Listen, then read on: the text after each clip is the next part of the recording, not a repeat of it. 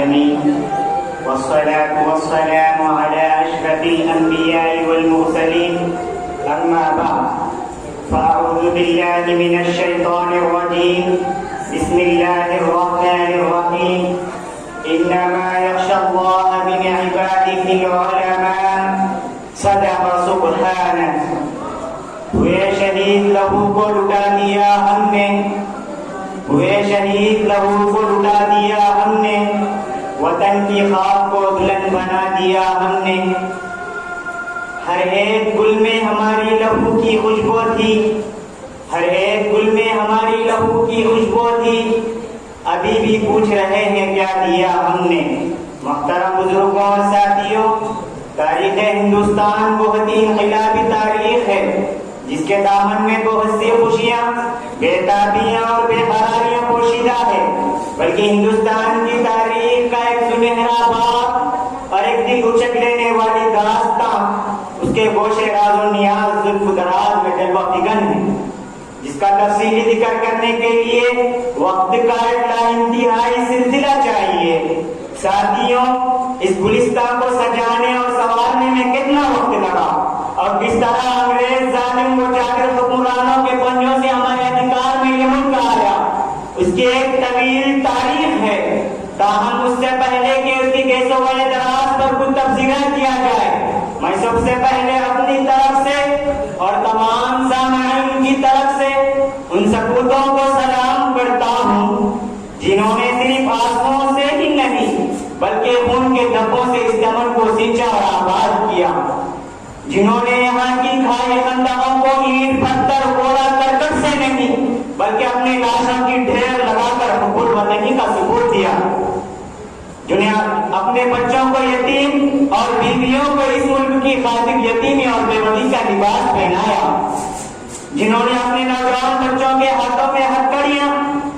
پاؤں میں بیڑیاں اور گلے میں پھانسی کا پھندا اپنے نظروں سے دیکھا، مگر کیا مجال کہ اپنے قدم پیچھے ہٹا کے بن کے ڈٹ گئے اور برملا کہا کچھ بھی ہو ہمارے ملک میں انگریزی حکومت نہیں چلے گی، ہم ایک ایک کر کے جان تو دے دیں گے مگر انگریزی توپوں، گولیوں اور طوفانوں کے سامنے گھٹنے نہیں ٹیکیں گے. حقیقت ہے کہ زندہ قوم کی تاریخ کا ہر صفحہ شہیدوں کے خون سے رنگین ہوتا ہے.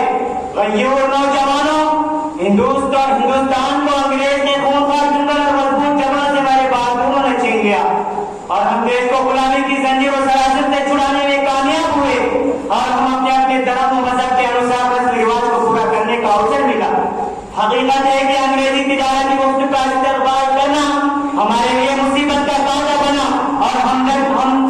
نے ہمدردی میں اپنے گھر میں زہری کے ساتھ تعلق کو نقصان اٹھایا. جب اس نے کاٹنا شروع کیا تو ہماری اصل و نسل تک تباہ ہو کر رہ گئی. انگریز ہندوستان میں 1601 عیسوی میں آیا اور ایسٹ انڈیا کمپنی کے نام سے اس نے تجارتی مشن کی بنیاد ڈالی اور 1613 عیسوی میں باضابطہ طریقے سے تعلیم کے حضرت ہندوستان میں داخل ہوا اور جب اس نے اپنے جڑیں مضبوط کر لی تو ہر طرف ہمارے مال و جان عزت و آبرو پر حملہ کرنے لگا اور ہمارا حال مزدوروں سے بدتر کر دیا اور ہماری خون کی حیثیت اس کی نگاہ میں پسینے سے بھی کم تھی اور اس کا ناپاک سایہ ہمارے صاف و شفاف بدن میں بدبو پیدا کر رہا تھا اور ملک کو گندا کر رہا تھا. ہمارے بزرگوں اور باعزت و باحیا لوگوں کو بے دریغ موت کے گھاٹ اتار رہا تھا، ہماری ماں بہنوں کے سواب پر ڈاکہ زنی کر رہا تھا. اس خطرناک دور سے ہندوستان دو چار تھا. اس پرآشوق وقت میں ملک کے ہونہار، وطن کے جانثار، ملت کے غمخوار علماء دانشوران قوم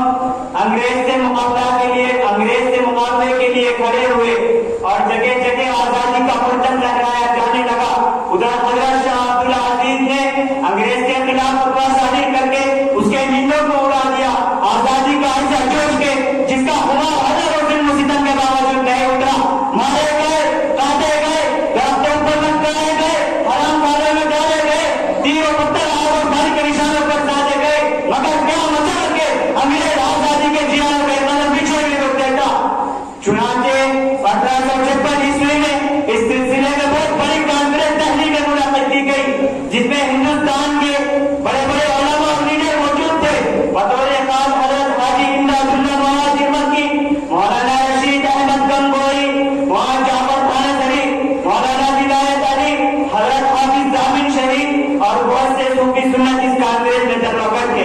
کانفرنس میں بانیہ دارالعلوم حجت الاسلام حضرت مولانا قاسم نانوتوی رحمۃ اللہ علیہ نے تقریر کرتے ہوئے فرمایا، کیا تمہیں پتا نہیں انگریز تمہارے سر پر کھڑا ہے اور اپنی حکومت کا جال پورے ہندوستان میں بچھا رکھا ہے، اس سے لڑائی کے لیے تیار ہو جاؤ۔ ایک شخص کھڑا ہوا اور کہا،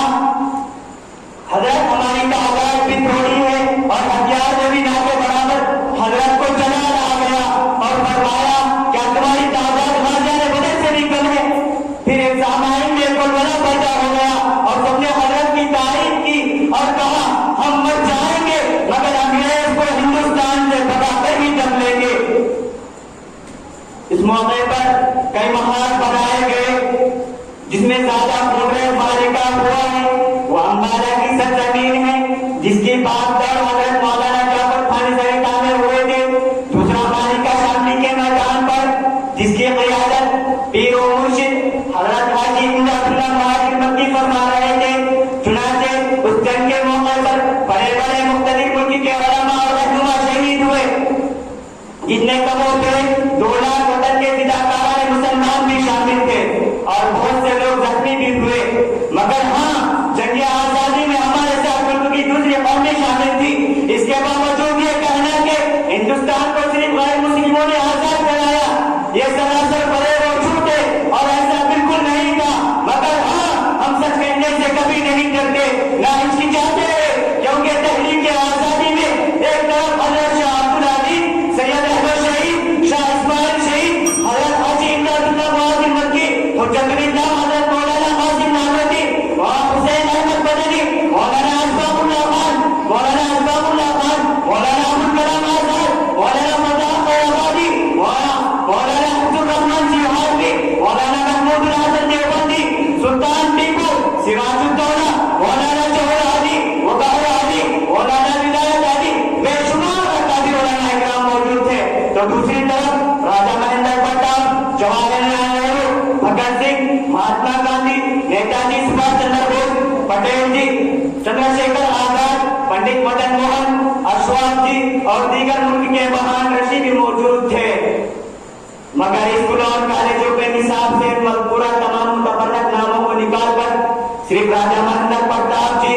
راجہ مہندر پرتاپ جی، سبھاش چندر بوس وغیرہ کے ناموں پر اتفاق کرنا اور مسلم قائدین کے ناموں کو نکال دینا، یہ ملک دوستی نہیں بلکہ ملک اور تاریخ کے ساتھ جفاکاری ہے۔ اور وہ ایسے لوگ ہیں جو خود تو غدار ہیں، خواہ مسلمانوں کو غداری سے مشہور کرتے پھرتے ہیں، جو خود ذہن و دماغ عقل و جسم کے اعتبار سے تو کالے ہیں اور الزام صاحب آئینے پر ٹھوکتے ہیں، آئینہ تو سیاہ ہے۔ اور رہی غداری کی بات، ان باتوں سے اندازہ ہو جائے گا کون ملک کا غدار کون ملک کا وفادار۔ یہ صاف بات ہے کہ ملک کو ہم نے آزاد کرایا، بادشاہ ہم کو بنایا، اور جب ملک کی تقسیم ہوئی اور ہم سے کہا گیا کہ پاکستان چلو، ہمارے آباء و اجداد میں سے کچھ تو چلے گئے جن کو جانا تھا، اور کچھ فکروں پر کے سر پہ سالار عقل کے شہسواروں نے کہا کہ ہم ہندوستان سے باہر نہیں جائیں گے، ہم نہیں پیدا ہوئے، اسی سرزمین کی گود میں دفن ہو جائیں گے۔ اور وہ بزبان حال لے کر گئے، جو آج صاحب مسند ہے کل نہیں ہوں گے، جو آج صاحب مسند ہے کل نہیں ہوں گے۔ کرایہ دار ہے ذاتی مکان تھوڑی ہے، کرایہ دار ہے ذاتی مکان تھوڑی ہے، سبھی کا